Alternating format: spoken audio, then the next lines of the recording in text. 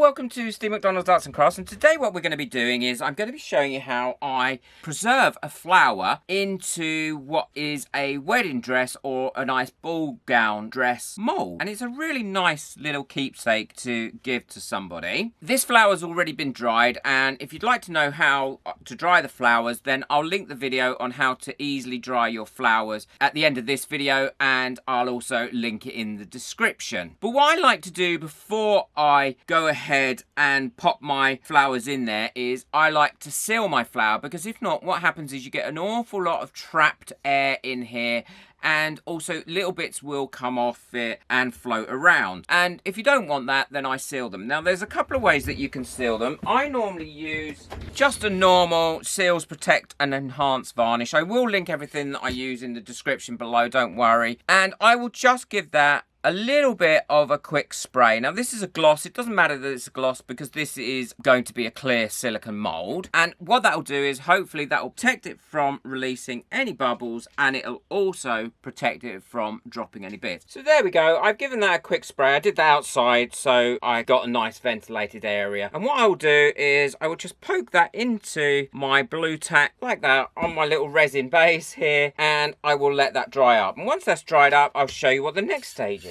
So this is all now all nice and dry, and what I'm going to do is, as you can see, I've already started doing this, and I just fill the center with UV resin. And the reason I do that is it gives it a little bit of weight, stops it floating up, and it also stops trap bubbles being in there as well. So I just cure it up nicely. What then it's going to do is you're not going to get any trap bubbles because there's no room for trap bubbles in there to be released. It gives it a bit of weight, which allows it to remain in the position that you want it, and then also it gives it another seal as well, so hopefully the resin won't strip the color out of this at all while it's being cured in the epoxy. And as you can see, you won't see this at all, this UV resin, once it goes into this mold. So I've got my resin mixed up, and I'm just sprinkling a little bit of silver glitter in, only a real smidgen, which is very unlike me, because I just want it to have a little bit of a sparkle.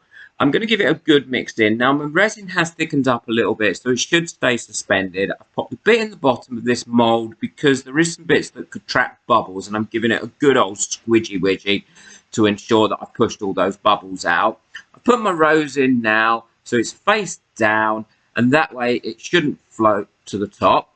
I just want to say a quick thank you to all my members. Thank you very much for all your support and helping me keep this channel going. Topping up the resin now into this mold, and I will top it up to about 1/2 centimetre to the top of this mold so that I then can put a base in.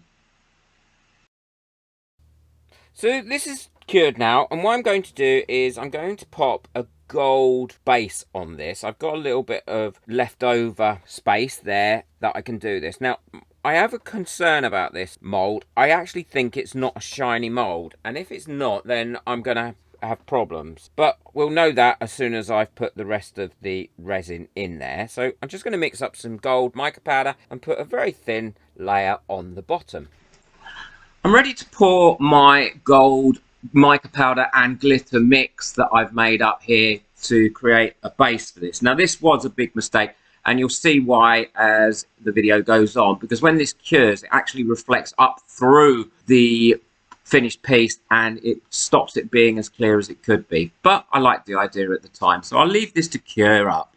Well, this is all cured up now. Now I don't hold out great hopes for this because of it being not a shiny mold, but we will have a look and see. It does demold really easily, but because it's not a shiny mold, unfortunately you can't see the rose in there. But I have a way of dealing with that is really simple, and I'll show you. But other than that, it's come out quite pretty. So before I turn this shiny, what I'm going to do is just mount it onto this old yogurt pot, because it just allows me to get a better grip on it. Now all I'm using is a bit of blue tack that I'm pushing in there like that, and just leveling it out, and then it's mounted on there, and it just makes it easier to move around without having to touch that. So what I've done is I've poured a little bit of UV resin out into a pot, and I'm going to pop some on my brush, and then I'm just going to brush this onto here. And UV resin, the great thing about it is quite thick, and so it will kind of stay where you put it. And I will leave that for about 2 or 3 minutes on there, and what that'll do is that'll allow it to merge into each other and to get rid of any of the brush marks that are in it. So when I come to cure it, it'll just cure and there won't be any brush marks in it. By brushing it on, you're not overloading the casting, and also you're only getting a really nice thin layer. And you can always do 2 layers of this. Now, I don't want to waste this brush, so what I will do is I will just clean it out using a baby wipe, get all that resin out of there. And it is an old brush, so if it doesn't all come out, then I've not really lost anything, because I keep all my old tattoo paint brushes from painting to use with UV resin. So this has had long enough now, and all I'll do is I'll just go over this with my UV torch, cure that off, and it should give us quite a nice finish. So I'm going to mount this onto this wooden base, and it's just a round wooden base.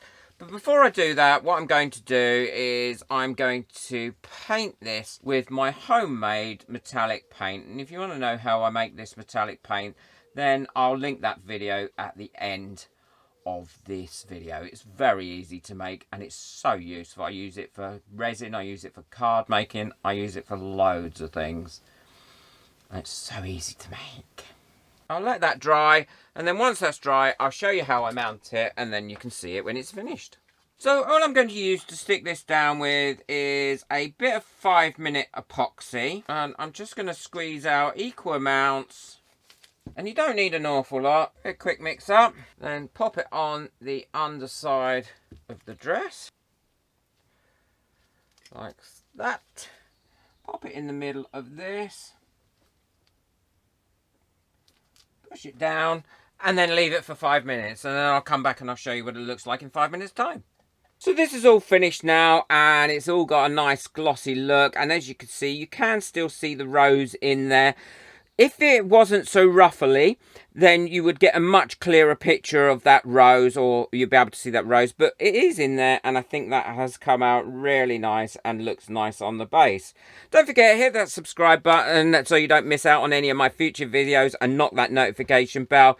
If you'd like to become a member of my channel and enjoy all the additional perks, then the link is in the description below, as is the link with all the materials that I've used today in this project. And if you'd like to buy me a coffee just to say thank you for all the resin and all the bits and pieces that I do, it really does help me to keep this channel going. And check out the video that's coming up next. I look forward to seeing you there. Take care. Bye. Enjoy your resin.